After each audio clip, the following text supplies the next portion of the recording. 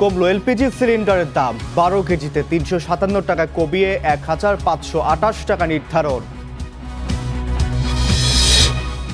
সারা দেশে অভিন্ন প্রশ্নে শুরু হলো এইচএসসি ও সমমান পরীক্ষা। অংশ নেয়নি 36% নিয়মিত শিক্ষার্থী। এবং গোষ্ঠীগত দ্বন্দ্বের সংঘাত থামছে না ফরিদপুরে। হাবলা বাবলা নিঃস্ব বহু পরিবার। ভোলায় 2 গ্রুপের সংঘর্ষে কলেজ ছাত্রের মৃত্যু।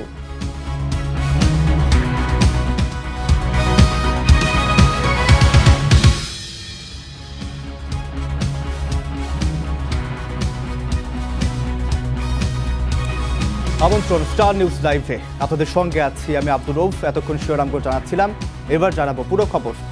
357 টাকা কমিয়ে জুলাই মাসের জন্য ভোক্তা পর্যায়ে 12 কেজির এলপিজি সিলিন্ডারের দাম নির্ধারণ করা হয়েছে 1528 টাকা।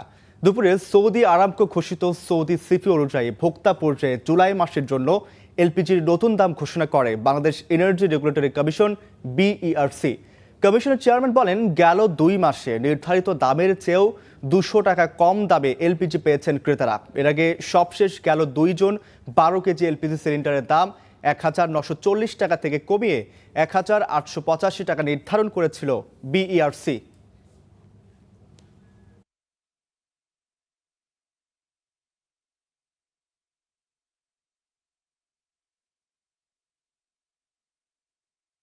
বারো কেজি সিলিন্ডারের মূল্য জুন 2026 মাসে ছিল 1885 টাকা, যেটি জুলাই মাসে হবে 1528 টাকা। প্রতি 12 কেজিতে এখানে কমেছে 357 টাকা। কোম্পানি বিক্রি করবে 1433 টাকায়, পাইকারি বিক্রি করবে 1483 টাকায় এবং খুচরা বিক্রেতা বিক্রয় করবে 1528 টাকায়। এই মূল্যহার আজ সন্ধ্যা 6টা থেকে কার্যকর হবে। শুরু হলো এইচএসসি ও সমমানের পরীক্ষা। ঢাকায় কোনো অপ্রীতিকর ঘটনা নেই বলে জানিয়েছেন বোর্ড চেয়ারম্যান। তবে শিক্ষার্থীদের কারো চোখে চোখে আত্মবিশ্বাস, আবার কারো মনে ছিল সময় মতো কেন্দ্রে পৌঁছানো নিয়ে দুশ্চিন্তা। সার্বিক চিত্র নিয়ে ফরহাদ বিন্ডুরের প্রতিবেদন।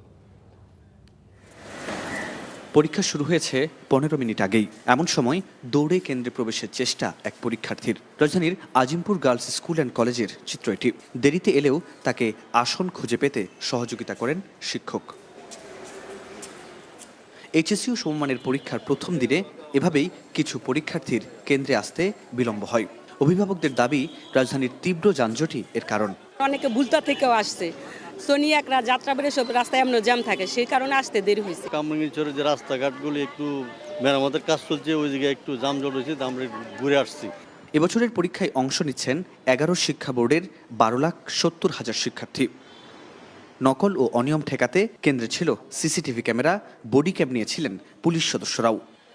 যে কোনো বারের চেয়ে এইবারের পরীক্ষার হলগুলি, পরীক্ষার কেন্দ্র এবং কেন্দ্রের বাইরের পরিবেশ সব মিলিয়ে অসাধারণ একটি পরিবেশ আমরা পাচ্ছি এবং সর্বস্তরের অর্থাৎ পরীক্ষা সংশ্লিষ্ট সকল অংশীজনদের সার্বিক সহযোগিতাটা এইবার অন্য যে কোনো বারের চেয়ে একটু বেশি মনে হচ্ছে আমার কাছে। এবার 9টি শিক্ষা বোর্ডে অভিন্ন প্রশ্নপত্রে নেওয়া হচ্ছে পরীক্ষা। প্রথম দিন কেন্দ্র থেকে বেরিয়ে নিজেদের অভিজ্ঞতা জানালেন পরীক্ষার্থীরা। যেরকম ভেবেছিলাম তার থেকে সহজ আসছে। খুবই ভালো হয়েছে exam. First of all CQ exam অনেক ভালো হয়েছে। 7টার ভিতরে 7টায় আলহামদুলিল্লাহ দিয়ে আসছি। পরীক্ষাটা ভালো আসছে আমাদের। পরীক্ষার হলও অনেক ভালো ছিল, অনেক ভালোভাবে পরীক্ষা দিতে পারছি। পরিসংখ্যান বলছে 2024 সালে কলেজে ভর্তি হওয়া শিক্ষার্থীর প্রায় 5 লাখই এবার এইচএসসি পরীক্ষার ফর্ম পূরণ করেননি। একাদশে ভর্তির পর 36% বেশি শিক্ষার্থী এবার এইচএসসি ও সমমানের পরীক্ষায় অংশ নেয়নি। এত বিশাল সংখ্যক শিক্ষার্থী পরীক্ষার বাইরে কী কারণে তা দ্রুত চিহ্নিত করে সমাধানের পথ খোঁজার কথা বলছেন সংশ্লিষ্টরা। একই সঙ্গে আজ প্রথম দিনের পরীক্ষায় যেভাবে সুষ্ঠুভাবে শিক্ষার্থীরা অংশ নিয়েছে, শেষ দিন পর্যন্তও তারা সুষ্ঠুভাবে সব পরীক্ষায় অংশ নিতে চান। ফরহাদ বিন নূর, স্টার নিউজ, ঢাকা। তাই এলো ইনোভার, যেন আপনি লাইফে থাকেন রেডি প্রতিদিন। Innova, designed for now. স্থানীয় নির্বাচনে শিক্ষকদের অংশ না নেওয়ার আহ্বান জানিয়েছেন শিক্ষামন্ত্রী। সকালে ইউনেস্কোর এক অনুষ্ঠানে তিনি বলেন, এরপরও কেউ নির্বাচনে অংশ নিতে চাইলে পেশা ছেড়ে দিতে পারেন।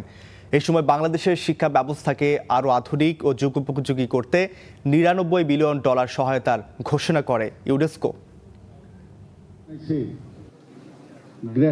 বাংলাদেশের শিক্ষা খাতে মিলল বড় পরিসরের আন্তর্জাতিক সহায়তা। ইউনেস্কোর অর্থায়নে প্রায় $99 মিলিয়ন কর্মসূচি বাস্তবায়ন হতে যাচ্ছে দেশে। এর মধ্যে $48.85 মিলিয়ন ব্যয় হবে প্রাথমিক ও মাধ্যমিক শিক্ষা খাতে, আর বাকি $50 মিলিয়ন ব্যয় করা হবে ডিজিটাল শিক্ষা ও প্রযুক্তিগত সক্ষমতা বৃদ্ধিতে। বৃহস্পতিবার রাজধানীতে আয়োজিত এক অনুষ্ঠানে এই অর্থায়নের ঘোষণা দেয় ইউনেস্কো। বক্তারা বলেন, এই কর্মসূচির মাধ্যমে শিক্ষকতা পেশাকে আরও শক্তিশালী করার উদ্যোগ নেওয়া হবে। শিক্ষক নিয়োগ, প্রশিক্ষণ, পেশাগত উন্নয়ন, পদোন্নতি এবং সহায়তা ব্যবস্থায় আনা হবে প্রয়োজনীয় সংস্কার। এবং আমরা বিশ্বাস করি যদি আমরা সবাই একযোগে কাজ করি তাহলে ইনশাল্লাহ অবশ্যই আগামীর বাংলাদেশকে আমরা সেভাবে গড়ে তুলতে যাব যেভাবে মাননীয় প্রধানমন্ত্রী সবসময় চেয়েছেন, যার মৌলিক ভিত্তি হবে শিক্ষা ব্যবস্থা প্রয়োজনীয় সংস্কার, একটা আধুনিক যুগোপযোগী শিক্ষা ব্যবস্থা যেখানে আমাদের শিক্ষার্থীদেরকে আমরা দেশপ্রেমিক, সুনাগরিক, যোগ্য এবং দক্ষ হিসেবে গড়ে তুলতে পারবো, এবং যেখানে তাদেরকে ধাবিত করবে, তাদেরকে তৈরি করবে আগামীর সুশিক্ষিত এবং মেধাবী শিক্ষকেরা। শিক্ষা প্রতিমন্ত্রী বলেন, সরকারের শিক্ষা পরিকল্পনা সফলভাবে বাস্তবায়িত হলে দেশের অর্থনীতিও আরও শক্তিশালী হবে। বাংলাদেশের ইতিহাসের সবচেয়ে বৃহত্তর বাজেট অ্যালোকেশন এবার শিক্ষা খাতে গেছে। মাননীয় প্রধানমন্ত্রী পরিষ্কার করেছেন এটা আরো বৃদ্ধি পাবে। 2% জিডিপির হয়েছে, আগামী 4 বছরের মধ্যে এটা 5% জিডিপি যাবে। এবং মনে রাখবেন, মাননীয় প্রধানমন্ত্রীর পরিকল্পনা সবকিছু ঠিকভাবে ইনশাআল্লাহ যাবে, তাহলে আমাদের জিডিপিও অনেক বাড়বে। এ সময় স্থানীয় নির্বাচনে অংশ না নিতে শিক্ষকদের প্রতি আহ্বান জানান শিক্ষামন্ত্রী। স্থানীয় সরকার নির্বাচনে 4573টি চেয়ারম্যান পজিশন, এই নির্বাচনে আমি দেখেছি, আমার নিজস্ব অভিজ্ঞতা, অনেক শিক্ষক সেখানে জয়েন করেন। এতে ক্লাসরুমের এডুকেশনের খর্ব হয়। তাই আমি বলছিলাম একটি রেগুলেশন হওয়া উচিত নির্বাচন কমিশনের, যে শিক্ষকরা লোকাল গভর্নমেন্ট নির্বাচনে না যাওয়াটাই ভালো। কনস্টিটিউশনাল প্রভিশনে এটা নেই, কারণ ইলেকশন সকলেই করতে পারবে, কিন্তু একটা রেগুলেশন নির্বাচন কমিশনতে হতে পারে। আগামী সেপ্টেম্বর থেকে শুরু হওয়া 4 বছরের কর্মসূচির আওতায় প্রাক প্রাথমিক থেকে মাধ্যমিক স্তরের প্রায় 6,77,000 শিক্ষক উপকৃত হবেন। সরকারের সঙ্গে সমন্বয় করে এই কর্মসূচি বাস্তবায়নে কাজ করবে ইউনিসেফ, ইউনেস্কো ও এডিবি। যে লেখাপড়া করতেই হবে।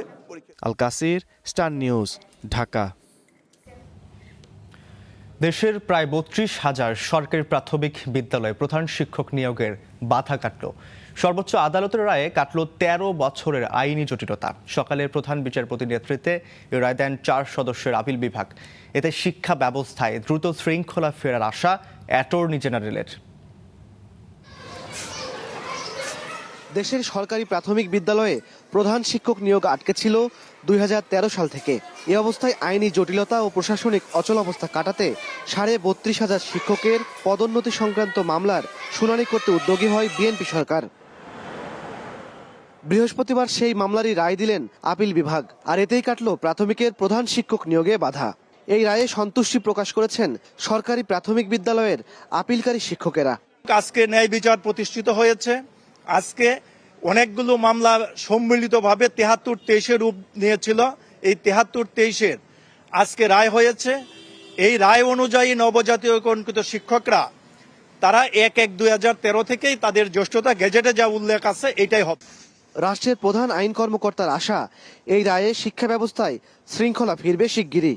নানা রকম জটিলতা, আমি মনে করি যে আজকের রায়ের পরে সে জটিলতা নিরসন হবে। সরকার প্রধান শিক্ষক নিয়োগ দিতে পারবেন এবং একটা শৃঙ্খলা ফিরে আসবে। শিক্ষা মন্ত্রণালয়ের আরো প্রায় 13,500 মামলা এখনো বিচারাধীন। এগুলোর শুনানিও দ্রুত শুরুর উদ্যোগের কথা জানিয়েছেন রাষ্ট্রের প্রধান আইন কর্মকর্তা। শিক্ষকদের স্থান Emon Mahmud, Star News, Dhaka. School থেকে যারা এসেছেন তাদের। নজরুলের সাহিত্যকর্ম ও জীবনবোধ 4 দেয়ালে আবদ্ধ না রেখে বিশ্বময় ছড়িয়ে দেওয়ার আহ্বান প্রধানমন্ত্রীর। সকালে সচিবালয়ে নজরুল বর্ষের উদ্বোধন করে তার আশা, সরকারের এই আয়োজন দেশ বিদেশে জাতীয় কবি রচনায় নতুন আঙ্গিকে মূল্যায়নের সুযোগ তৈরি হবে। বিদ্রোহ, মানবতা আর সাম্যের কণ্ঠস্বর কাজী নজরুল ইসলাম। শোষণ বঞ্চনার বিরুদ্ধে ছিলেন সোচ্চার। তাই জাতীয় কবির জন্মবার্ষিকী সাড়ম্বরে উদযাপন করবে সরকার। নজরুল বর্ষ 2026-2027 বছরব্যাপী কর্মসূচির আনুষ্ঠানিক উদ্বোধন ঘোষণা করব। বৃহস্পতিবার সচিবালয়ে নজরুল বর্ষের উদ্বোধন করে স্মারক ডাকটিকিট ও লোগো উন্মোচন করেন প্রধানমন্ত্রী। উদ্বোধনী আয়োজনে প্রশাসনিক কর্মকর্তাদের পরিবর্তে গবেষক, শিল্পী ও অনুরাগীদের ভার্চুয়ালি যুক্তের নির্দেশনা দেন সরকার প্রধান। নজরুল সঙ্গীতের আসর, প্রকাশনা কার্যক্রম, নাট্য উৎসব এবং চিত্র প্রদর্শনী সহ নানা আয়োজনের মাধ্যমে জাতীয় কবির সৃষ্টিকে জনপরিসরে আরো বিস্তৃতভাবে তুলে ধরার একটা উপলক্ষ তৈরি হয়েছে। কবি নজরুলকে নিয়ে আলোচনা মন্ত্রণালয় কিংবা সরকারি অফিসের চার দেওয়ালে আবদ্ধ না রেখে তার সাহিত্য, কর্ম, তার জীবনবোধ পৌঁছে দিতে চাই মানুষের ঘরে ঘরে। এই আয়োজন দেশ বিদেশে জাতীয় কবির রচনার নতুন আঙ্গিকে মূল্যায়নের সুযোগ তৈরি করবে বলেও আশাবাদী প্রধানমন্ত্রী। বলেন, সাম্য সম্প্রীতির বার্তা দিয়ে অনুসরণীয় হয়ে আছেন নজরুল। শুধু মানুষের এই নিরাপত্তা নয়, আসুন কোনো প্রাণীও মানুষের হিংস্রতার শিকার যেন না হয়, বর্তমান সরকার সেটিও নিশ্চিত করতে চায়। নজরুল বর্ষ উদযাপনের মাধ্যমে দেশে বিদেশে জাতীয় কবির সৃষ্টিকর্ম নতুনভাবে মূল্যায়িত হবে। জাতীয় কবির স্মৃতি বিজড়িত ময়মনসিংহের ত্রিশালকে নজরুল সিটির ঘোষণার বিষয়েও পরিকল্পনা রয়েছে সরকারের। টোটাল বিষয়টার সাথে একটু অবশ্যই ওনারা থাকবেন। Sabbir Ahmed, Star News, Dhaka. তিস্তা ইস্যুতে ঢাকার পাশে থাকবে বেইজিং। করিডোর হলে লাভবান হবে 3 দেশই। প্রধানমন্ত্রীর সফর পুরোপুরি সফল বলে দাবি করেছেন ঢাকায় নিযুক্ত দেশটির রাষ্ট্রদূত ইয়াও ওয়েন। বৃহস্পতিবার সকালে রাজধানীর চীন দূতাবাসে প্রধানমন্ত্রী তারেক রহমানের দেশটিতে সাম্প্রতিক সফর নিয়ে ব্রিফিংয়ে এসব কথা বলেন তিনি। তিস্তা প্রকল্পে চীন কাজ করবে জানিয়ে রাষ্ট্রদূত বলেন, বাংলাদেশের অনুরোধে তিস্তা প্রকল্পে চীন কাজ করবে। প্রধানমন্ত্রী তারেক রহমানের চীন সফর অত্যন্ত সফল হয়েছে। এ সফরে দুদেশের কৌশলগত পর্যায়ে সম্পর্কের উন্নতিও হয়েছে। দুদেশের মধ্যে বিশ্বস্ততা জোরদার হয়েছে। বাংলাদেশের অভ্যন্তরীণ ইস্যুতে চীন কারও হস্তক্ষেপ মেনে নেবে না বলেও স্পষ্ট করে জানান রাষ্ট্রদূত ইয়াও ওয়েন। এছাড়া বাংলাদেশ, মিয়ানমার, চীন অর্থনৈতিক করিডোর বাংলাদেশ সহ 3টি দেশের জনগণেরই উপকারে আসবে বলেও জানান চীনের রাষ্ট্রদূত।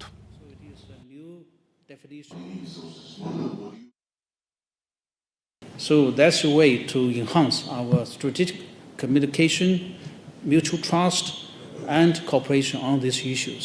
It is still explore. It doesn't mean it's already there. So we are going to explore in which way, these 2+2 will be established. So we still need to discuss. সরকার ও বিরোধী দলের ঐক্যবদ্ধভাবে দেশ করতে চাওয়ার প্রতিফলন ঘটেছে বাজেট অধিবেশনে। বৃহস্পতিবার জাতীয় সংসদের এলডি হলে এক ব্রিফিংয়ে কথা বলেন চিফ হুইপ নুরুল ইসলাম। এ সময় সাংবাদিকদের প্রশ্নের জবাবে তিনি বলেন, দেশের স্বার্থে যৌক্তিক বিষয়ে দুই পক্ষ ঐক্যবদ্ধ। জানান, মানুষের সমস্যা সমাধানে চেষ্টা করছে সরকার। বাজেটকে জীবন বান্ধব উল্লেখ করে এটি বাস্তবায়নে সবাইকে সহযোগিতার আহ্বান জানান চিফ হুইপ। জুলাই স্মৃতি জাদুঘর কবে খুলে দেওয়া হবে এমন প্রশ্নের জবাবে তিনি বলেন, জুলাইয়ের স্মৃতি সংরক্ষণে সরকার কাজ করছে।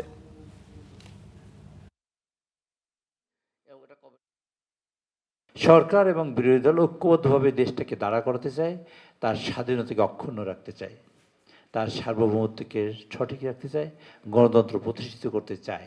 এবং এই প্রথমবারের মতো বাজেট শুরু হওয়ার আগেও দাম বাড়ে নাই, বাজেট পাশ হওয়ার পরেও দাম বাড়ে নাই। ক্ষেত্র বিশেষে দাম কমতে হবে, কমা উচিত, সেজন্য সরকার সিরিয়াস আছে। সদিচ্ছা সেটা দেখে আপনারা আমাদের সহযোগিতা করেন, সেই প্রত্যাশা আপনাদের কাছে সকলের করে আজকে বিরোধী দল যে সহযোগিতা করেছে তাদের অসংখ্য ধন্যবাদ দিই। ইরানের সর্বোচ্চ ধর্মীয় নেতা আয়াতুল্লাহ আলী খামেনির জানাজায় অংশ নিতে তেহরানের পথে ঢাকা ছেড়েছেন স্পিকার হাফিজ উদ্দিন আহমদ। তার সঙ্গে রয়েছেন 11 দলীয় জোট প্রতিনিধিরা। সকালে শাহজালাল বিমানবন্দর থেকে রওনা হন তারা। আয়াতুল্লাহ আলী খামেনির রাষ্ট্রীয় জানাজা ও দাফনের আনুষ্ঠানিকতা শুরু হচ্ছে শনিবার 4 জুলাই তেহরানে। মূল জানাজা শেষে ইরাকের নাজাব ও কারবালা হয়ে 9 জুলাই তার জন্মস্থান মাশহাদে ইমাম রেজার মাজার সংলগ্ন এলাকায় চিরনিদ্রায় শায়িত হবেন ইরানের সর্বোচ্চ ধর্মীয় নেতা।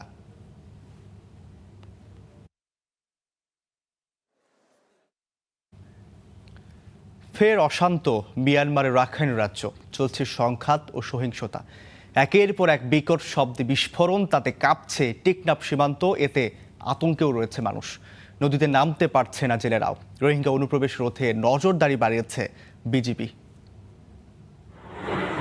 মিয়ানমারের রাখাইনের মংডু, আবারও সেখানে চলছে সংঘাত, সহিংসতা। একের পর এক বিকট শব্দে ঘটছে বিস্ফোরণ। সেই বিস্ফোরণের শব্দে কাঁপছে টেকনাফ সীমান্ত, ছড়িয়েছে উদ্বেগ, আতঙ্ক। স্থানীয়রা জানান, বুধবার রাত ৯টা থেকে বদলে যায় মংডুর পরিবেশ। উঠছে যুদ্ধবিমান, একের পর এক ঘটছে বিস্ফোরণ। এতে নির্ঘুম রাত কেটেছে বেশিরভাগ মানুষের। হঠাৎ মধ্যে আমরা তেমন বিষয় জানি না, হঠাৎ মধ্যে রাতের 9টার দিকে বিকল একটা আওয়াজ পেয়েছি মায়ানমার থেকে। আমরা যারা সীমান্তবর্তী এলাকায় রয়েছি তাদের একটু সমস্যা তো হবে অবশ্যই। মায়ানমার সীমান্তে যেটা হচ্ছে, ওদেরকে আমি প্রশাসনিক দৃষ্টি এগুলো যে তারা নজরদারি রাখে। মায়ানমার যে আরকান আর্মিরা যে বাংলাদেশে না ঢুকতে পারে। ভয়ে নাফ নদীতে নামতে পারেনি জেলেরা।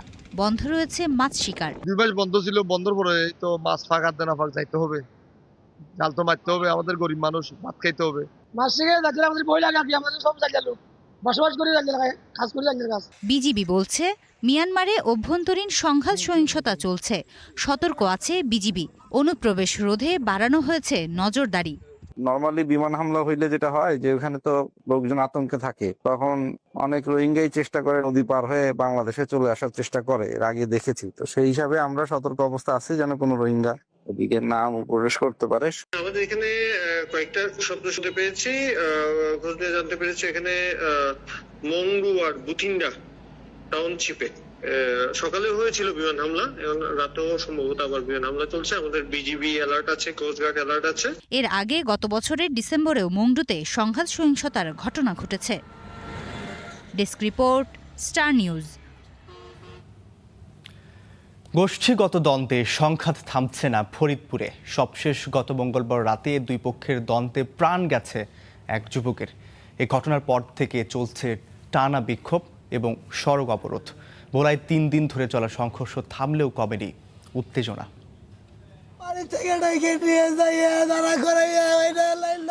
সন্তান হারিয়ে পাগল প্রায় বাবা মিলন শেখ, কিছুতেই থামছে না আহাজারি। ফরিদপুরের ভাঙ্গায় পূর্ববিরোধের জেরে মঙ্গলবার দুপক্ষের সংঘর্ষ হয়। সে সময় প্রাণ হারায় সুমন। হত্যার বিচার দাবিতে টানা 2 দিন সড়ক অবরোধ, থানা ঘেরাও আর বিক্ষোভ করেছেন স্বজনরা। সেই ফ্লাইওভারে গেছে, তাকে আটকে অনেক মারধর, তাকে অনেক নির্যাতন করছে। তো সেই সুবাদে আমরা এক পর্যায়ে 2 গ্রামের মধ্যে সংঘাতে জড়াই। আমার পাশেই ডাল নিয়ে দাঁড়ানো, আর আমি হলো ব্রিজের এই কার্নিশের ওই সাইডে। ওই টাইমে একটা গুলি এসে ওর এদিক দিয়ে ঢুকে ওই পিছন দিয়ে বের হয়ে গেছে। ডাইরেক্ট লাইট ধরে গুলি করছে। হত্যা মামলায় এখন পর্যন্ত 17 জনকে গ্রেফতার করেছে পুলিশ। তবে এখনও অনেকে রয়েছেন ধরাছোঁয়ার বাইরে। পুলিশ বলছে সব আসামিকে গ্রেফতারের চেষ্টা চলছে। আমরা দৃঢ় প্রতিজ্ঞ, যারা এই ঘটনা করেছেন আমরা তার সুষ্ঠু বিচার এবং আসামি যত বড়ই হোক তাদেরকে আইনের আওতায় আনার জন্য আমাদের সর্বোচ্চ চেষ্টা অব্যাহত থাকবে। এদিকে ব্রাহ্মণবাড়িয়ায় মঙ্গলবার পর্যন্ত টানা 3 দিনের সংঘাতের পর এখন শান্ত এলাকা, তবে জোরদার করা হয়েছে নিরাপত্তা। Desk report, star news. দর্শক, এই ছিল স্টার নিউজে। এতক্ষণ আমাদের সঙ্গে থাকার জন্য অসংখ্য ধন্যবাদ।